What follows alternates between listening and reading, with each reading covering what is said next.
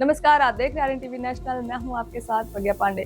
पश्चिम बंगाल विधानसभा चुनाव 2026 में मुस्लिम vote bank को लेकर एक नई सियासी महाभारत की तरफ उभर रही है। कांग्रेस ने इस बार 70 से ज्यादा मुस्लिम उम्मीदवारों को टिकट देकर तृणमूल कांग्रेस के पारंपरिक वोट बैंक में सेंध लगाने की कोशिश तेज कर दी है। और इसी बीच असदुद्दीन ओवैसी का कदम बंगाल की सियासत में नया भूचाल का कारण बन गया है। चलिए जानते हैं कि इसे दीदी के समीकरण और रणनीतिक चुनाव के नजदीक आते माहौल पर क्या असर पड़ रहा है।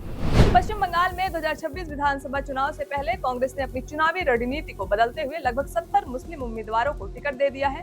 यह एक ऐसा कदम है जिससे पार्टी को उम्मीद है कि वह ममता बनर्जी के तृणमूल कांग्रेस के मुस्लिम वोट बैंक में सेंध लगा सकती है। राजनीतिक विश्लेषक मानते हैं यह रणनीति टीएमसी के पारंपरिक वोट बैंक पर सीधा प्रभाव डाल सकती है। इससे बंगाल की सियासी तस्वीर और अधिक दिलचस्प हो गई है। इस बीच एआईएम प्रमुख असदुद्दीन ओवैसी ने भी पश्चिम बंगाल में अपनी धमक बढ़ा दी है। उन्होंने दावा किया है कि बंगाल में कई पार्टियां मुस्लिमों के वोटों का इस्तेमाल करती है, लेकिन उनके लिए कोई ठोस सुधार नहीं करती और इसलिए अपनी अलग पहचान बना रही है। एआईएम उन्होंने कहा कि तृणमूल कांग्रेस और अन्य पार्टियां मुस्लिम समुदाय को वोट के लिए इस्तेमाल करती हैं, पर उनके जीवन स्तर या रोजगार में सुधार नहीं हुआ है। यह बयान राजनीतिक ध्रुवीकरण को और फैलाता दिख रहा है। राजनीतिक विश्लेषकों की नजर में कांग्रेस के मुस्लिम उम्मीदवार उतारने और ओवैसी एजीयूपी गठबंधन के चलते बंगाल में मुस्लिम वोट बैंक अब एक एकीकृत वोट ब्लॉक नहीं रह गया। इससे ममता बनर्जी को टीएमसी को चुनौती मिलने की संभावना बढ़ गई, क्योंकि बंगाल में मुस्लिम वोट बैंक दशकों से कई सीटों के प्रमाण तय करते आए हैं।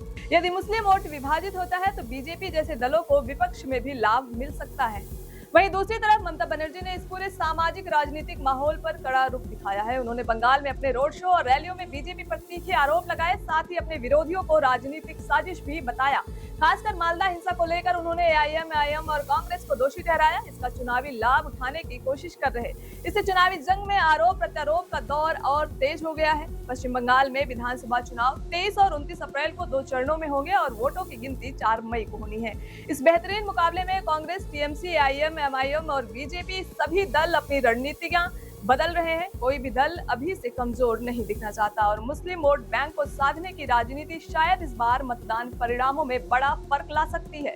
तो देखा जाए तो पश्चिम बंगाल की सियासत इस चुनाव में सिर्फ सीटों के लिए नहीं, मतदाता के मन और पहचान के लिए भी संघर्ष कर रही है। कांग्रेस के मुस्लिम उम्मीदवारों का सफर, ओवैसी एजीयूपी का सियासी विस्तार और ममता बनर्जी की रणनीति, टीएमसी की रणनीति, ये सभी मिलकर चुनाव के समीकरण को बदल सकते हैं। अब दिलचस्प यह होगा कि 23 और 29 अप्रैल को मतदाता इन सभी बदलावों को अपनी वोट की ताकत में कैसे परिभाषित करते हैं। फिलहाल के लिए इतना ही। खबरों के अपडेट्स के लिए जुड़े रहें आरएन टीवी नेशनल के साथ।